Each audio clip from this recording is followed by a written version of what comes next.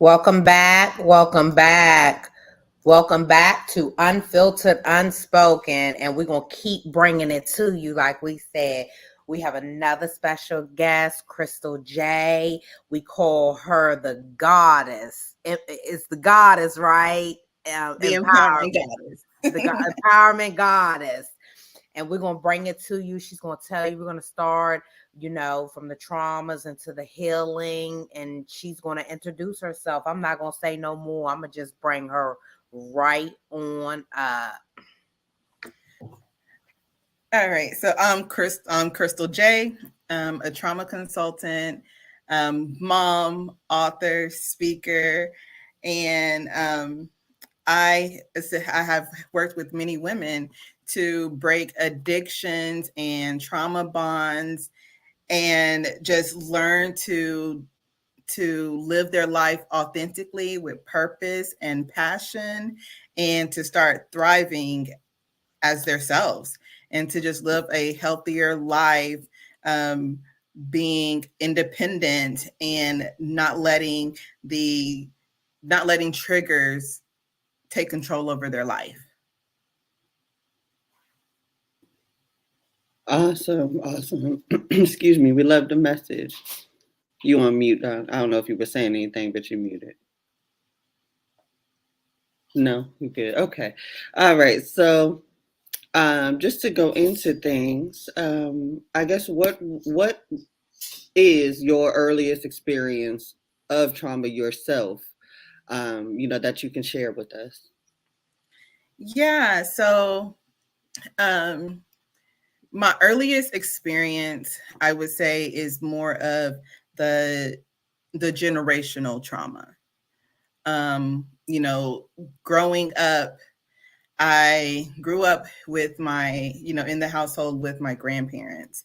And when I was younger, I didn't understand why my mom would leave me with them. I kind of felt like I was kind of abandoned and unwanted. And so the story that was told to me was that, my grandparents, my mom came home from the hospital with me, and my grandparents heard me crying, and my grandpa was like, go get that baby. And so my grandma went and got me, and ever since then they had me. And so, for them, it was more of, she's young. She was, you know, getting ready to graduate from high school, and they wanted her to go and live her life. As like my grandmother, they started having kids when they were like 16 and everything else. So they wanted her to go out and live her life. And, and they just wanted to raise me. And so that's what that was. But me and her, even though like I knew that was my mom and I always called her my mom, I just always felt like it was a sibling thing more than anything, because it was like there's this unspoken rivalry. It was like sometimes I would feel like she just didn't really like me or care for me or love me, even though like, she would come and she would visit, but she always left and did her own thing. And she even lived like out of the state for a while and everything else. I just, and so like with that growing up, I just felt a little abandoned and didn't understand. Now older, I can understand like her point of view and my grandparents' point of view, but growing up, I couldn't do that. And that kind of messed me up, because then I grew up with that sense of abandonment, which carried on into all of my relationships, whether it was with friends or, associates, or even in relationships. I had that abandonment issue. Like they're going to leave me, the people who should love me isn't going to love me, or they're going to leave me for after a while. So that was my very first. Oh, wow. So growing, were you and your mother, did y'all ever create a bond, or you still have more of that that sisterly feel? So it was like we tried to have a bond, but it really wasn't until, because I even went and lived with her when she moved to Illinois, and so she came back, got me because I was being bad or whatever. So she came and got me and made me move to Illinois with her from Texas, and I was there living with her, and so we had we had one type of closeness when it was just me and her at home. And then like when her husband came home, our dynamics kind of switched. And so and we didn't have that as closeness as when it's just me and her in the house. And but now she's like, we're like, we're like best friends. Like we can, like, I can call her and talk to her, she calls me and talks to me. Like when she travels or even go out of town, she'll call me and everything else. And so like, we're planning a vacation together and everything else. But that didn't happen until I had my youngest child, and she's 11 now. So we probably had a good solid relationship for 11 years, and I'll be 40 next month. So but like a lot of our experience, we just seen things differently, and having that, like I said, that unspoken sibling rivalry. But where we are now is amazing because it's where I always wished I had with my mom.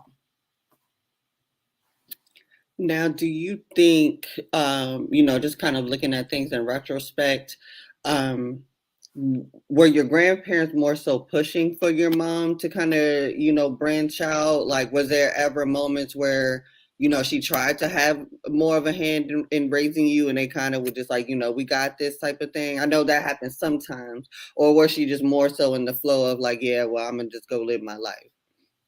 No, so like when she had me, her and my dad were had gotten her and my dad had gotten married, but they separated before I was born. And so for her, like I kind of feel like at that point she was young, and she has always been, she was like, she's their youngest girl. And so she was the one that was like being spoiled and used to getting her ways and all that kind of stuff.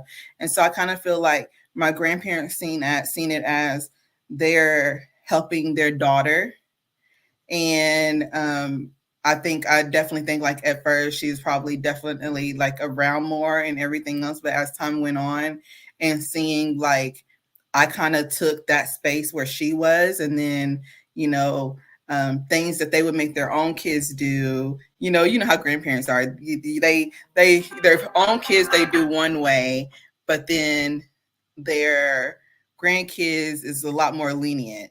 And so then it was more of, well, you didn't let me do that, or you would make your kids do this, like, because like, so when I got like to where I was like driving age, I could go and just take the car and do whatever, but like with their kids, like they had to, learn different things on the car, like how to change the oil, how to do all this other stuff before they could even get behind the wheel.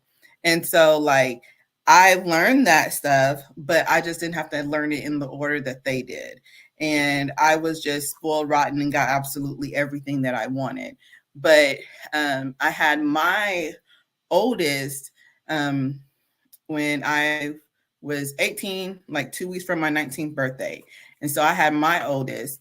And even though like I was a single mom, and I had already arranged for me to go into an apartment after I recovered from having the baby, and I was staying with my grandparents, and they gave me that same opportunity.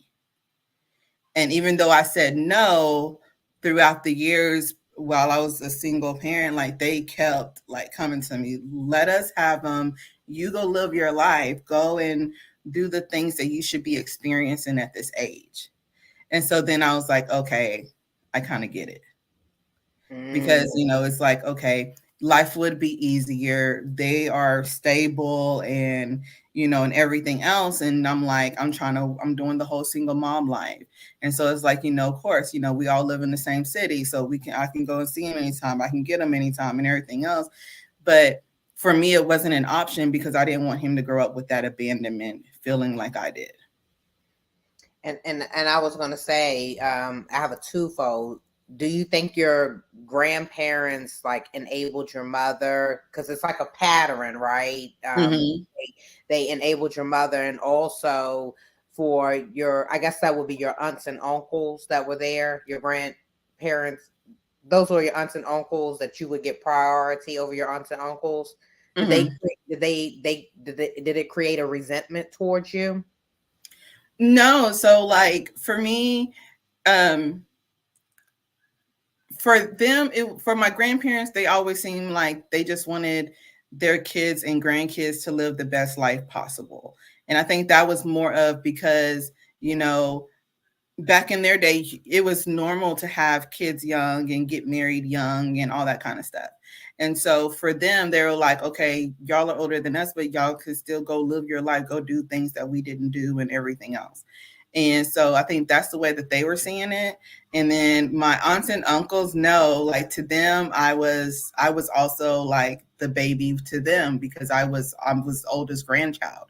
So, so to them, I'm like, they always see me as, their niece, but I had close relationships with both of my uncles and my aunt. And so like that was real good and real cool and everything. It was just my relationship was really more of me and my mom having that balance and stuff with our relationship. That was more of the issue. Now, did she go on to have any more children? Yes. So with my mom, the next sibling that I have with my mom, she's 10 years younger than me.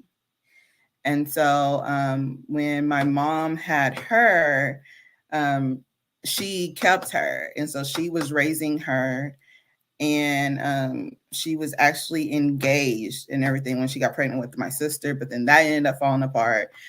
But when she had my sister, she kept my sister for a few years. And then it was more of like when she started to go back out and really start dating and stuff like that. And then that's when my grandparents was like, let us keep her, go live your life.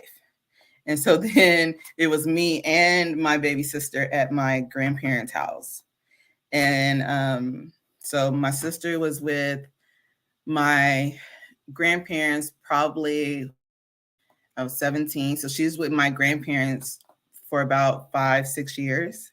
And then my mom got her back.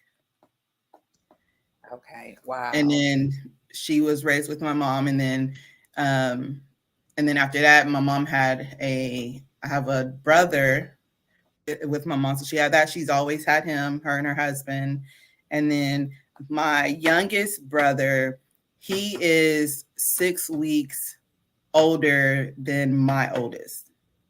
Oh wow. Oh Yeah. wow. So how did that make you feel? Like did it make the issues even worse? Because I heard a piece of you. You said you started acting out, and that's how you ended up with mom from behavioral issues. So was that a part of the behavior issues? Yeah. So with the behavioral issues, it was more of I was always doing things to kind of fit in and to kind of like make sure that, try to make sure that I fit in so people would like me and they wouldn't leave me socially or whatever else, and then I was also the shy kid and didn't speak up, and I didn't have my voice and I didn't know who I was. And so when I started, like the first time that I acted out was a complete accident. Like I had went and stayed with a family friend, and me and her haven't seen each other in years. And she stayed in another town, and she was like, hey, my parents says we can stay at my friend's house. So to come, like, long story short, we end up being put down as runaways when I'm supposed to be staying with her, and she tells me that, it's okay. Like her parents said it's okay for her to stay at her friend's house, and that's where we're at, but we're considered runaways because no one knew where we were. And that was before the cell phone days. And so, so it was kind of like oh shoot. So like when they found us, like it was cops and everything else. And she was like, there's cops at the door. And I'm like, well, open the door, type of thing. And so I go and open the door and here's, my mom and everything else. And like that was a big ordeal. And I was like, it was a true accident, but where me and my mom's relationship was at the time, I was met with negativity and you're lying and, being called out my name and all that kind of stuff. And so that bruised me even deeper. And so then after that, it was like when she would when I would get triggered by her or by something, then I would just go off. And so of course, like my grandparents, they wouldn't never like call the police on because they knew like I was going to come back. I was just going to be gone for like the weekend or something like that. Like I was always only gone like 2-3 days. And so they always knew I was going to come back. And so, but of course they would worry the whole time. And so finally, that's when she came and she got me or whatever, and I had to move to Illinois with her.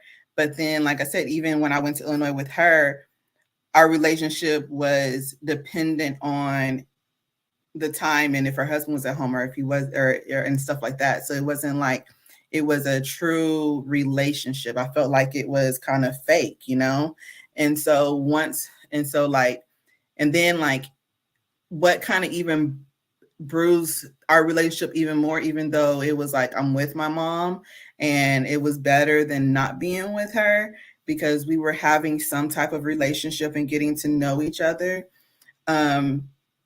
When me and my brother, we had came to Illinois because she had my brother while I was up there. So he was a few months old and I was on spring, like I was on, we were out for school. I was out for school. And so me and my little brother, he was just like a few months old at that time. We had came to Texas to visit my grandparents. And in Illinois, the school system was different. So in Illinois, I was considered a senior and only needed literally a half of a credit to graduate. So they gave me the option to go to the second half of summer school and graduate in summer school. And so that was the plan when I left, Illinois, was to come to Texas for, a month, go back, finish school, and then come back for good to Texas. Well, between that time, my mom and her husband decided they wanted to move back to Texas. So they came back to Texas before I even had the opportunity to go back for that 1 month. So then in Texas, I was still considered a sophomore. And so I was behind in school. So I had to go to like a secondary school when school started back to where I could work and do credits on my own. And so I went there and my grandmother put me in that school. So then that way I can do that. And I actually graduated. Um, I was only there for a semester when I graduated from high school altogether because I put in the work. And so it was like, but that kind of like the forward movement that we did make, that movement right there started us all the way at point zero again. Because I was like, you literally couldn't wait a month, was my thing. So, so like I said, like with her, it was like a lot of triggers because like when she came back and her husband came back, like, like I said, my grandparents, I could take the car and drive. They weren't there. And so like, my grandma, when she got home from work, she's at home. So I could get the keys and just leave. And so then that's when her and her husband came back and they're like, no, where you're going and all this other strict stuff. And I'm like, who are you? Who are you? And so that caused a big ordeal or whatever else. And so, it was definitely hard to find where those boundaries lied when it came to me and her. And then when she got married, me, her, and her husband, because I'm like, y'all aren't the ones who raised me. Y'all aren't the ones I'm living with. So how can you decide what I can and can't do when I'm living here and I'm following their rules? And so since I'm following their rules, I can go and do these things. And so that caused like an issue. Understood. I can see why, I can see why it would, but I can see your stance on that, because really, like, I'm not like I'm a bad kid. I, obviously got myself through high school, no thanks to you. Like, Right. it is what it is. But it's probably just, trying to show face for the husband. But in my mind, was there ever any point of where like her husband, was like, why don't you have your kids? Like, some men wouldn't like be okay with that. Like, how was that dynamic? Um, No, so like he had kind of like before they had started dating, like he knew our family a little bit for a couple of years. And so like he knew that I was with them and they had me or whatever else. And he knew that like, my sister was with them too. But then like I said, like, once they came back to Texas from Illinois, that's when they got my sister. And so um and so they had my sister and my brother, and so like they did their thing and everything else. And so like for him it was more of, you know they're they're moving from the time that they've met and doing what they're doing on type of thing. And I'm like, you can't come into my life as a father figure because my grandfather is my father figure. You're like, we don't have that bond. And at this point you're coming into my life, what they like, they had like my brother in 2000, so this is at the end of like 99 and 2000. So I'm like 16, 17. So it's like you're not coming into, my life and trying to control it from what I've known and what I've been raised with. Because like for him were a lot more stricter. And so like for example, when I was living with them in Illinois, I was in calculus.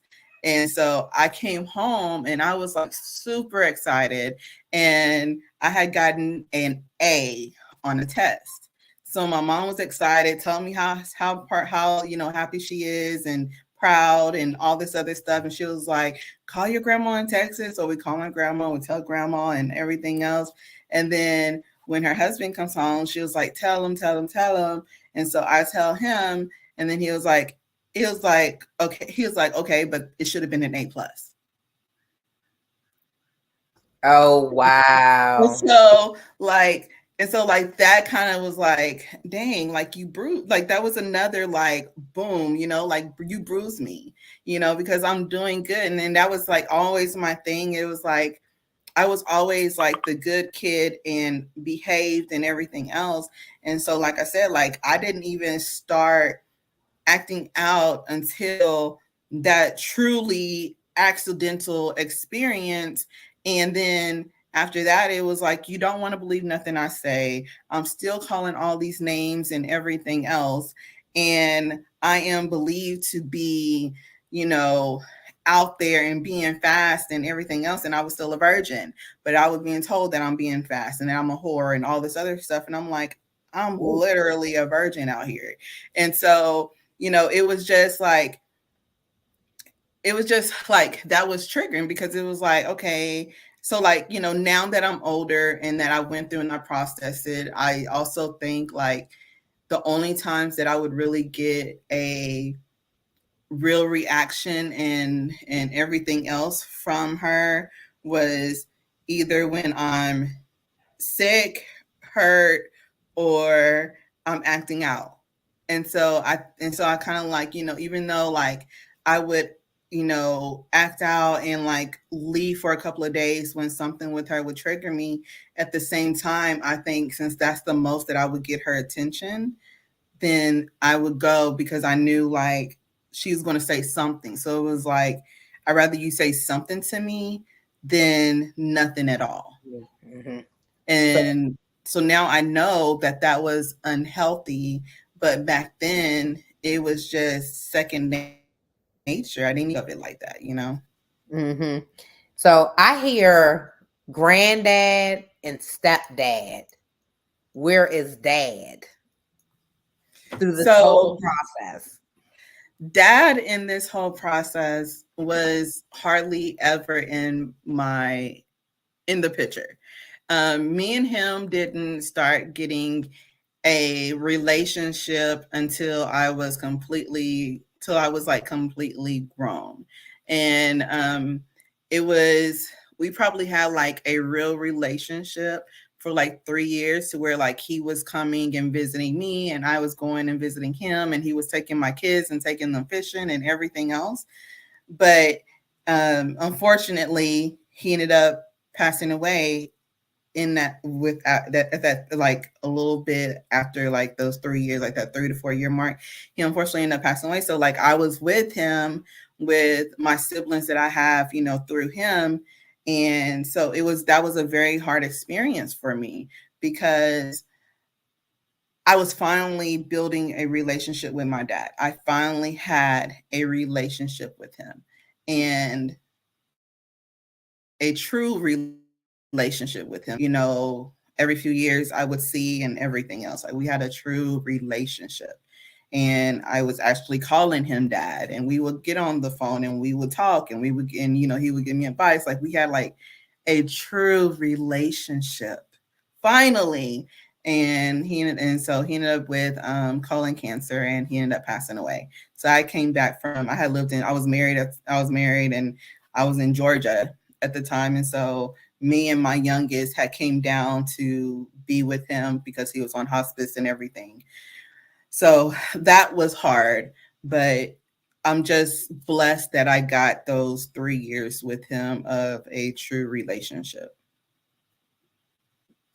And sorry for your Absolutely. loss. Sorry. Yes, agreed, agreed.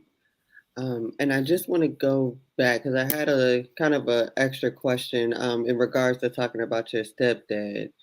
Um, let's say he didn't exactly rub you the wrong way. With the situation at hand, do you think that it like you would have even ever given him a chance, to begin with? Like, was there just always a bit of animosity, or did it just grow based on how he treated you? Um, I think that we never really would have had like a real close relationship, because like before him, my mom was married before, and with that husband, like I was very, very close to. And I actually called him my dad. And so, like, when they got divorced and it didn't end on great terms, like, that was very, that hurt. It hurt hard because I lost the dad that I had. And so, and I think that, like, at that time that my stepdad came in the picture, like we just didn't connect like that at all. And like, we would talk and everything else, and then even to this day, mom is mom, but my stepdad at the time, I've always called him by his name. And so like even now, like that, me and him, like we're cool now that like I'm grown and everything else. And he comes over to my house and he visits, and him and my husband have like a relationship and everything else. And so like I know, like, he will be there for us or whatever else for me and my sister. But it was just like back then, I don't know, it was a whole different type of relationship. And so I don't know if it was because everybody has grown and matured that things are better, but like the relationship that he has with me and my sister is totally different from the relationship from when either one of us was growing up, or even when I was young grown. It was a totally different vibe, different relationship and everything else. So um I think it just, in time, it kind of came together and it kind of healed and everything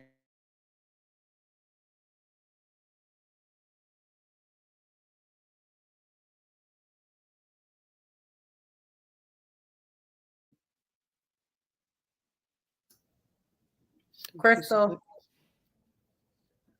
We're going to take a really quick commercial. We'll be right back.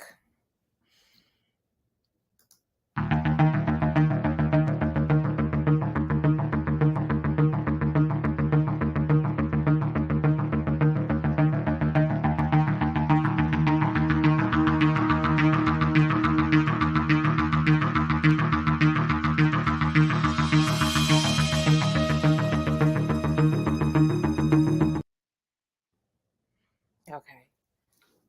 I think she's still frozen, said she's going to come back in. Give us 1 second. We're having a few technical difficulties. Krystal, hopefully, we'll be right back on in. But while we waiting, make sure you see all correspondence in regards to the masquerade party, sneaker gala. Get y'all tickets. It's everywhere. All the information. So thank get you. y'all tickets for March 4th, right? March 4th. March 4th, 9 p.m. You can purchase your ticket on www.goodefight.com. It's so much included in the ticket. Come help us. This is a fundraising event to help us support our 501c3 and continued efforts to push out the mission and to support the mission. So, yeah, definitely. Thank you.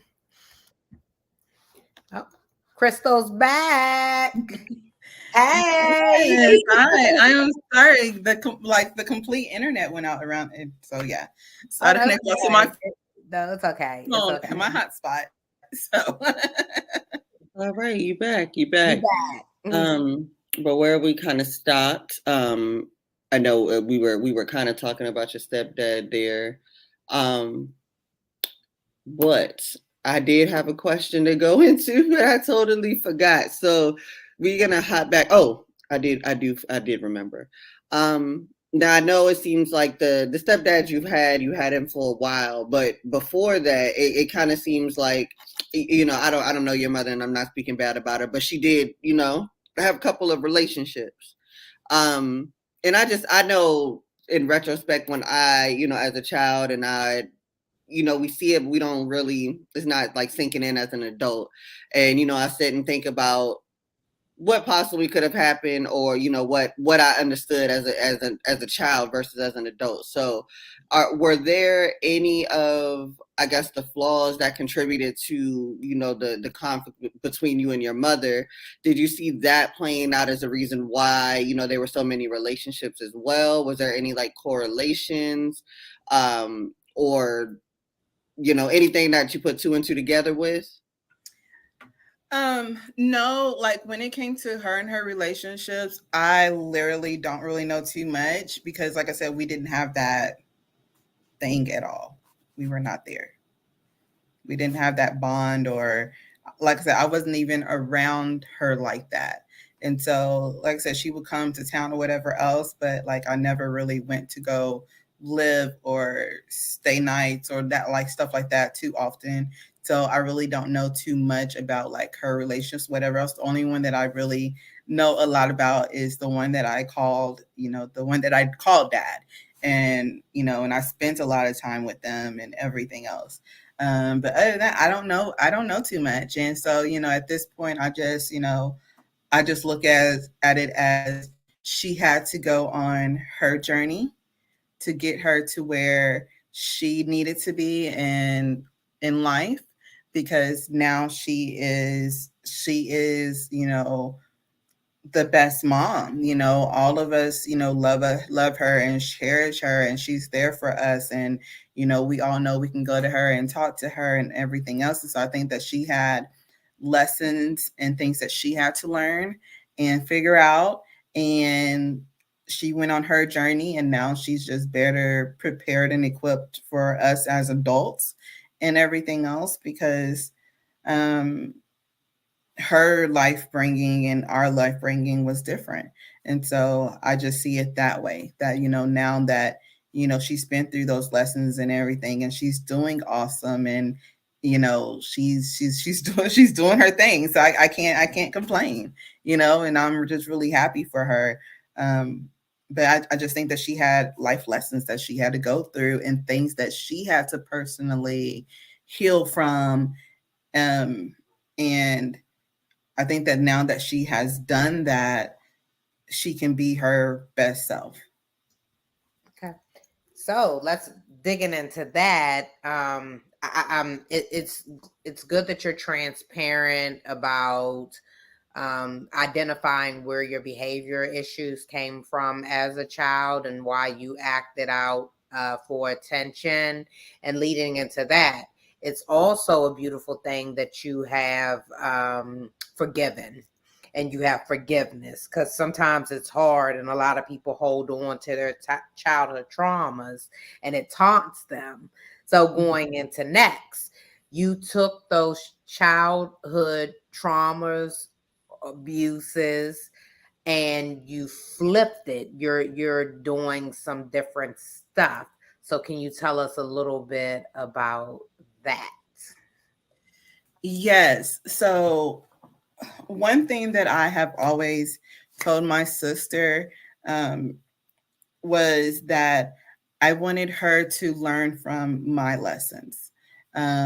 Because like even with her, with so much going on, it's sad to say, I don't know if it's because I had a lot of different traumatic experiences in one part of my life that I've shut down some memories, but like there's there's like a there's a gap where I'm like, I know my sister was living with me at my grandparents' house, but I'm like, where was she? Because I really don't have those memories. And but like once she became more of a teenager, and and I'm older, and so like once me and her started like really building our relationship, that's when I ended up meeting my husband and getting married and everything. And I would always tell her, learn from my lessons, because I was like, her early teens, and I was like, learn from my lessons, please.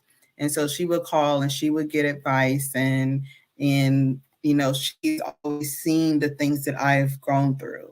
And so and then as she was getting older, I would, share different experiences, because like for me, if someone comes to me for advice or to vent, I feel like it's not my place to tell you what you need to do or what you should do.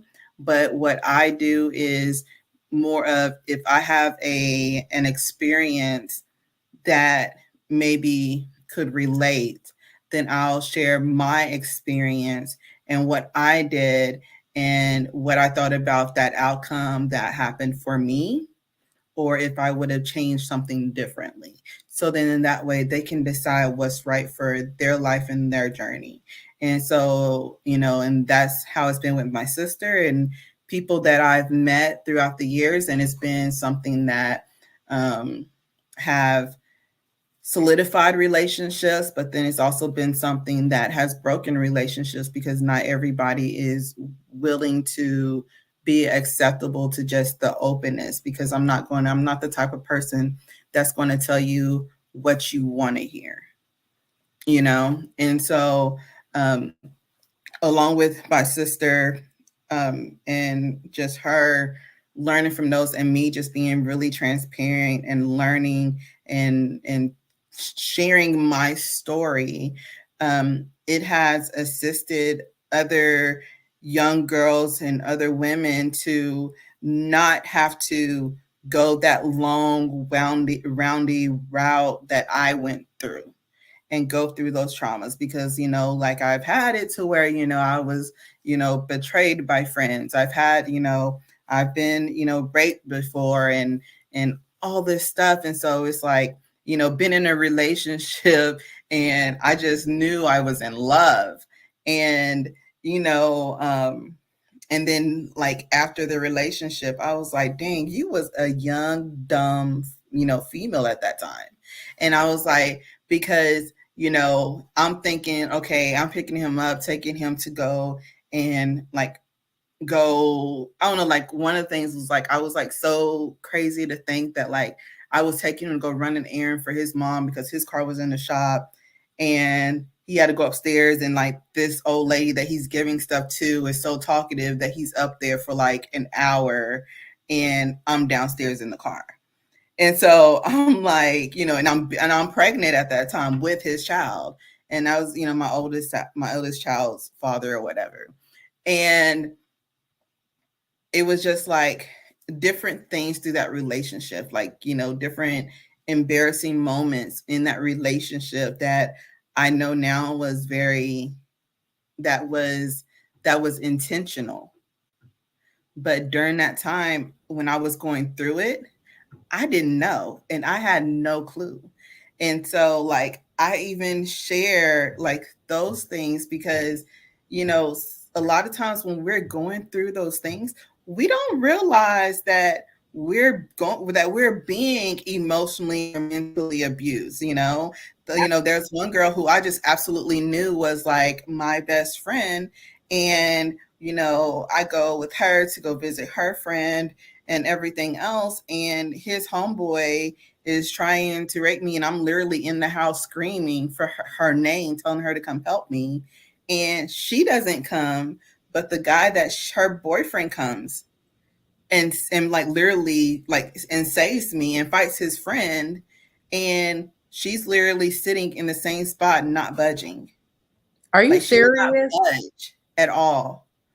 Okay. And So it was like, two things. I got a question, Krystal, really quick. So your baby's father of your first child, you would sit in the car. He's upstairs with a female. Is he messing with this female? Are you, I'm assuming so because, like I said, there was several times where I would take him somewhere and he'd be like, he needs to just go run this errand or whatever else, and I'm sitting in the car crazy and waiting for him like an hour, hour and a half. One time I waited 2 hours. That was just would have how left naive him? I was. I That would was have just left how him. naive I was.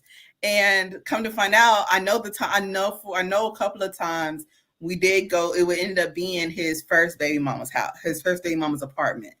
But I didn't learn that until years later. But that's what it ended up being. And I was like, just putting two to two together with and I'm like, oh wow, like you was really naive, but I'm, at that time I'm 17, 18, and he's what, 22, 23.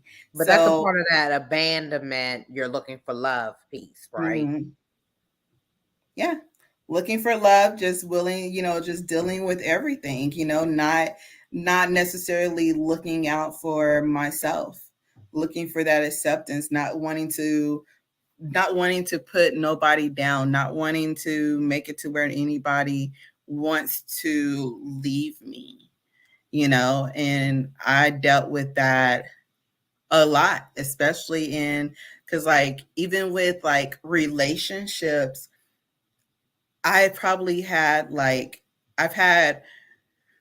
three true relationships in like with a male figure that was like true relationships, and the other ones it wasn't a real relationship. But even those relationships, were unhealthy.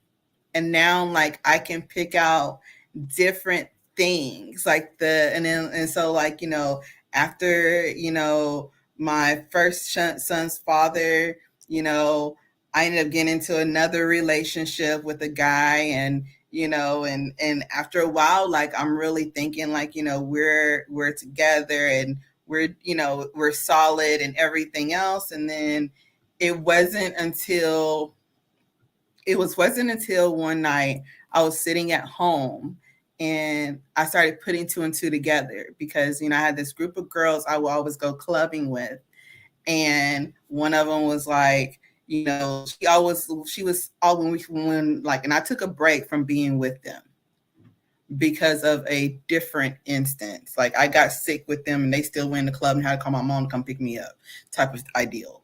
And so like so after that incident, I did not go out with them for a very long time.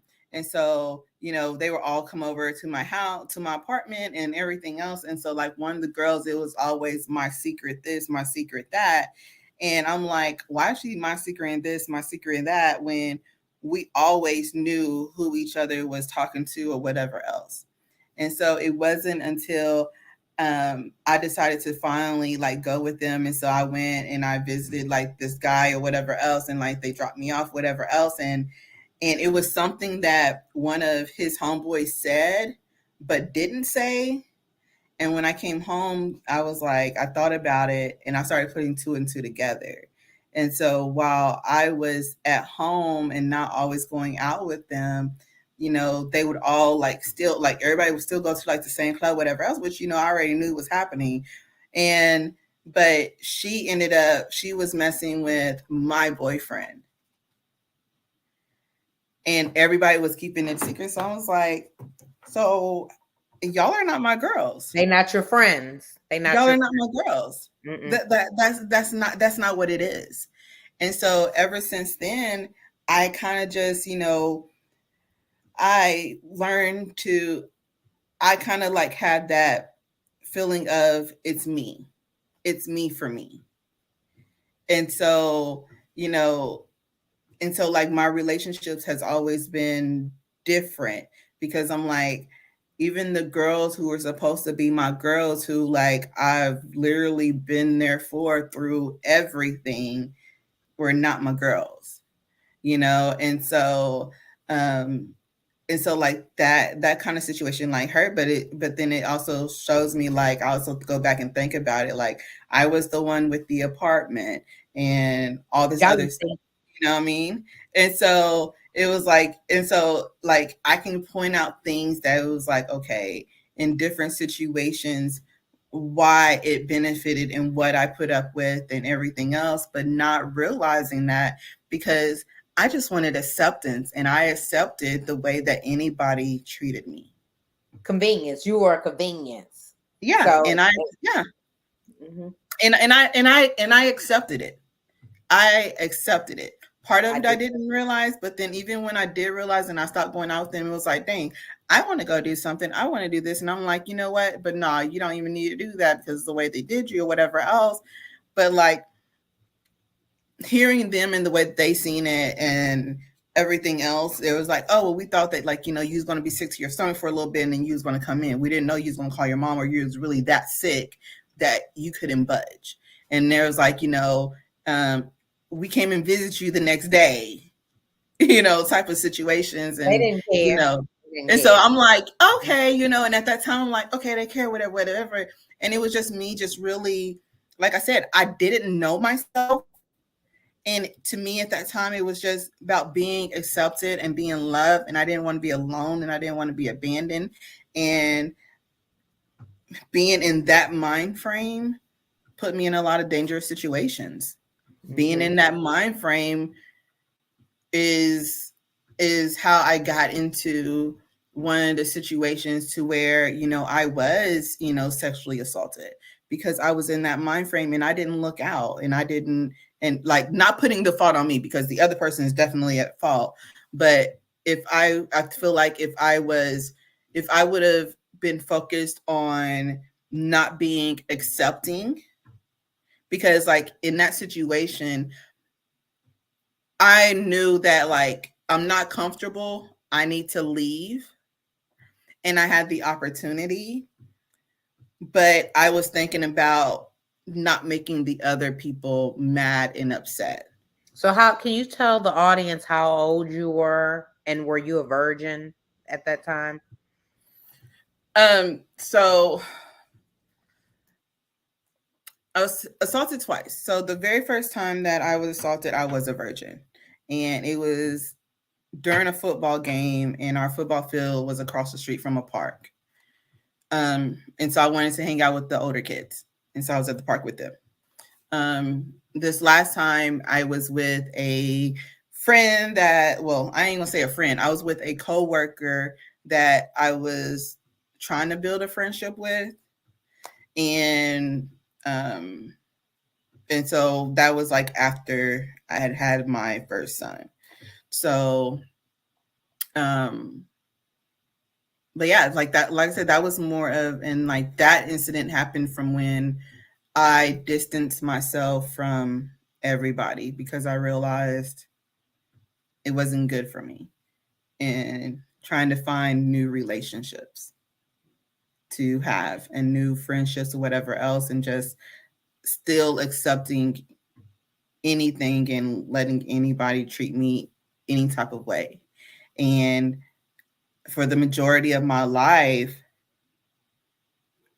I had that unhealthy relationships until I sat back and I was like, um, I was traumatized.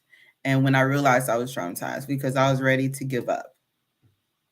And I didn't like my life. I didn't like myself. And I didn't love myself at all. And I was literally existing for my child. And that's when I was like, something has to change.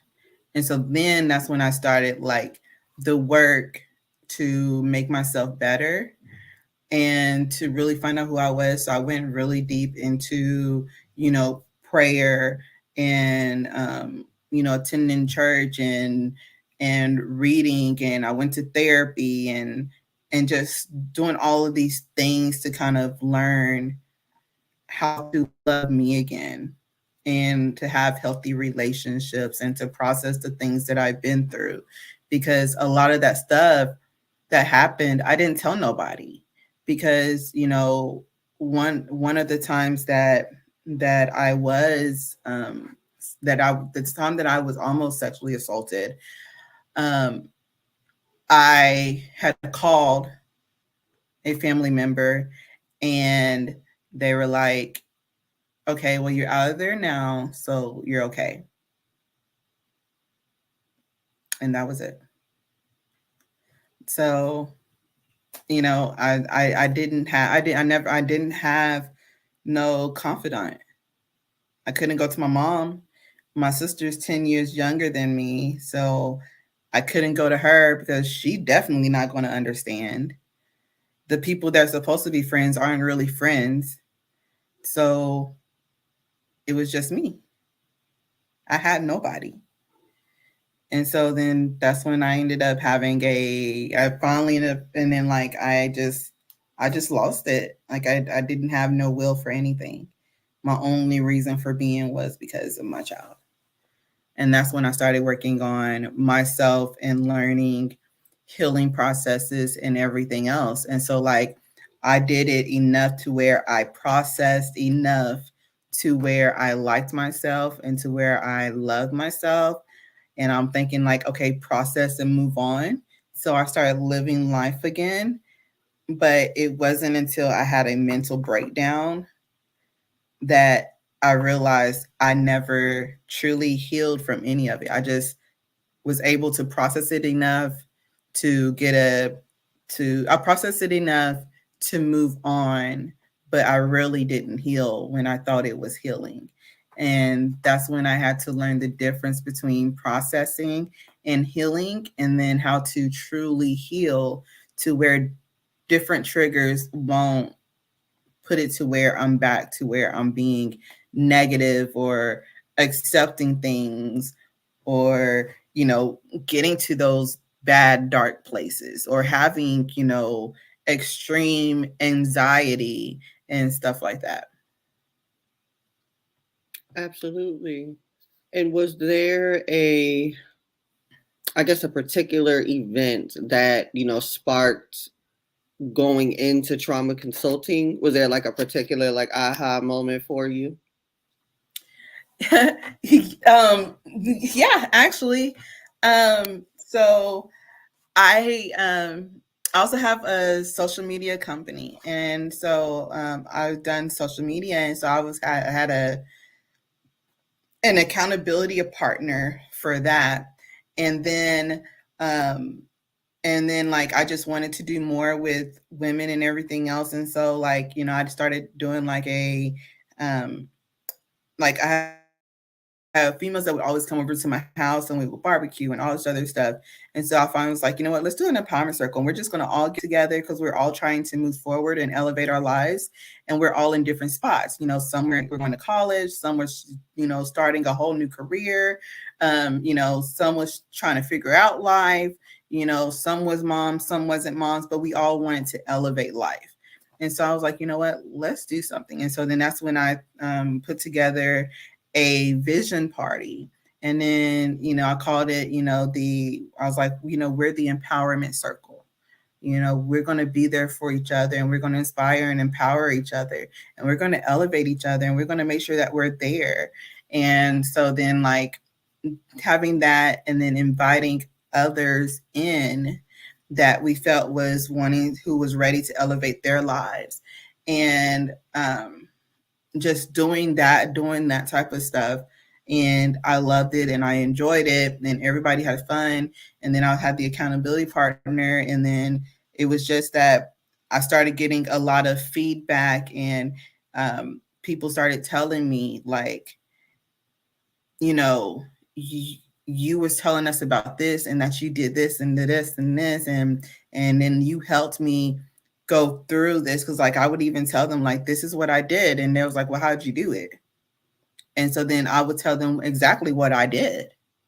And they would do it or they'll call me and be like, okay, I need you to, you know, do this. And I'll walk them through different things. And we would just meet up and have different stuff like that.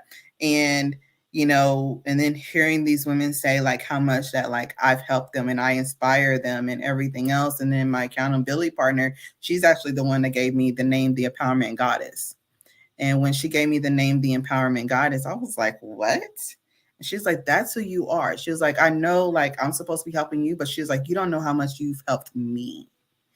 And so that's when I reached out to, and so then that's when I, you know, was telling some of the other ladies at our next event, and they were like, that's definitely who you are. And then stuff started coming in, and then, you know, and then like one of the girls sent me somebody that she knew, and you know, that's when I went in and I consulted with her, and you know, she became my first like true client. And that's when I was like, wow, you know, because she was like, you don't know how much you helped me and you saved my life. She was like, I'm at the point to where I was giving up. And now I feel like I'm living my life authentically and living my best life. And she was like, you know, and she was actually married. And she was like, it actually saved my marriage because I'm able to communicate and say what I will accept and won't accept. And I put in those boundaries and putting in those boundaries. And even talking to my husband, she was like, it's helped us more than us doing therapy. And I was like, because it's an everyday thing. Healing is every day. And, you know, I definitely believe in therapy. I definitely will, you know, tell people to go to therapy. But the different with me as a trauma consultant, I am there and I'm available daily. Like you can call, you can text me or email me or whatever else, or we need to hop on a video call and I'm available. I do that because healing is a daily thing and it's processes. And then I know it's like art helped me. So I got certified through therapeutic art because it helps with your subconscious mind, which controls your conscious mind, to change those ways you get triggered. And so to have true healing is what helped me, because and then I was able to help people by just being myself. And that's when I was like, wow. And so that's why I'm a trauma consultant and I'm the empowerment goddess. And I love what I do because I don't have to put on no persona or act like somebody else. It's me being who I am and sharing those processes with other women to where they can go through a proven process and have the therapeutic art, you know, especially with moms, you know, they have kids and the kids like to color. You can be in your own, you know, be coloring your own thing, to be doing art, but you're doing your own thing, but your subconscious mind is going through what you're doing and it's actually a healing process. And so that's why I live to empower and inspire other women. And that's because that's who I am. And it's because of the journey that I have been through. And so I just want to shorten everybody else's. I want to show them the shortcut so they don't have to go through that long, winding journey to heal or become their best authentic self. That's wonderful. That's absolutely wonderful. So we are now going to take the time, Miss Crystal J, this is what we call shameless plug. So in reference to everything you were speaking about, the life that you are willing to breathe into people, the work you're willing to do with them, go ahead and let them know how, across all platforms they can reach you. How they can access any of your services, if there's any upcoming projects coming up, anything you got for sale, fundraising, anything, go ahead and let us know what you got going on. Okay, so I can be found on Facebook at Krystal J 21. That is actually my Facebook profile. So I friend people, and that's a glimpse into getting to know me. I show my life. I speak trauma. I speak empowerment. It's everything, and it's just like into my real world. And then there is also Instagram at the Empowerment Goddess, and then also my website at www.krystaljay.com.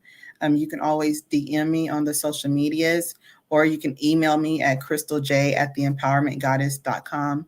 If you go on my website, the www.krystaljay.com, and that's JAE, you you will see the Breaking Free from Trauma program. It's a 12-week program. We have therapeutic art, and we go through the traumas and working through our healing within our subconscious mind, and having weekly one-on-ones and everything. And it's just a good healing process. And you have somebody right there with you along the way to empower you and encourage you. And in that process, like, you'll get a affirmation journal. You'll get a copy of my book, which is Empowered Women, Inspired Vision. And that is a big sister to, it's more like a big sister to little sister, but giving you all types of guidance. And so I self-published that last April. And so that is available on my website. On my website, it's at a discount for $8.99. You can also get it on Amazon for $10.99. And then I also just recently, a few months ago, did a empowerment coloring book for women. That is also available on my website or at Amazon.com. And then I have shirts for merchandise on my website. They are all empowerment shirts. I have them to where you can put certain empowerment statements that I've said or that I believe in, and along with with different with different faces and everything else of women. I'm actually wearing one now. But there's all types of things on there, and that's also available on the website. I do one-on-one sessions. So if you're someone who just needs some empowerment and in positivity in your life and need guidance into bringing that into your life, I provide one-on-one sessions for that. And then I also provide one-on-one sessions for trauma. And so I'm just completely available. And as you see, I am open, and I try to be as transparent as possible, because I just see, how I always hear, each one reach one. But my whole thing is, I'm here to serve, and I am here to, and in that serving, that is helping people heal, live positively, live positive lives, and live authentically. Because once I started living a positive, authentic life with true mental healing, I can't complain. And that's from me working 2 to 3 jobs on a regular basis and keeping money and everything else, to now me, like, this is what I do, and I'm happy. And you know, and I just enjoy it because I'm actually serving and I'm being who I authentically am. And I just want every woman to be able to feel who she is authentically and not let the traumas of her life rule her life, because it's ruled my life for a long time. And once we can take control, then we can live better. I like that. You on mute, darling? Yep, I'm on mute. Don't always do that. Go on mute. Krystal J, we want to thank you for coming on and being a guest on Unfiltered Unspoken. Your testimony definitely will touch someone that's going through a similar situation. But I also want the folks out there to know that, listen, childhood traumas are real, and the decisions that our parents or the things that we do will affect our kids. Krystal went through some abandonment issues as a child, and those abandonment issues put her in certain situations because she wanted to be loved so much. There was a rejection piece of it because she didn't love herself. Now, Krystal has faced her healing traumas and she's loving herself, she's enjoying herself, and now she's able to take those traumas and help others going through similar situations. And she is the awareness goddess. So, as she said, please check her books out. Hopefully, they'll help someone. Let's touch someone to help someone. And touching someone is from the heart of the traumas that we have been through. So, I want to thank you again for tuning in to Unfiltered Unspoken. And we will see you next Sunday. And if you would like to be a guest, please email Demetria, Demetria,